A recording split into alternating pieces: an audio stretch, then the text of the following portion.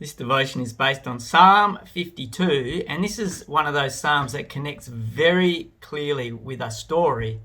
And this story is about David, and when he was running from Saul and they took refuge in the temple, that someone saw them in the temple and they went and dobbed on them.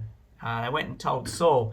And because of this person's words, there was a lot of destruction. A family, a whole, like 85 priests, in fact, a whole town was put to the sword because of this guy's words.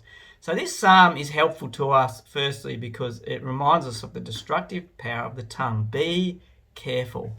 James talks about this. He talks about how the tongue is like a great forest fire and it sets your whole life on fire, and it's set on fire by the fires of hell. You know, the tongue is a destructive thing, and it's a good filter for us just to read through this psalm and say, you know, I've got to be careful and be reminded about how I use my words. You know, it talks about things like deceit, falsehood, and seeking harm. And even verse 7 says, you know, he grew strong by destroying others.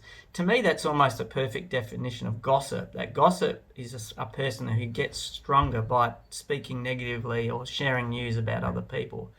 And then verse 8 and 9, the last two verses, are a real positive finish. I love this phrase. It says, but I am like an olive tree flourishing in the house of God.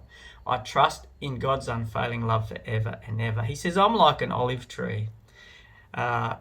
Olive trees grow very old. In fact, they grow up to 2,000 years. They can do that, which is amazing. So, you know, like an olive tree, they're hardy, they're vigorous.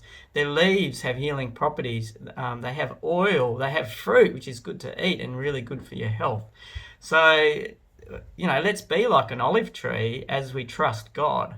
Watch over your tongue, stay humble, trust God, be like an olive tree, and enjoy this psalm.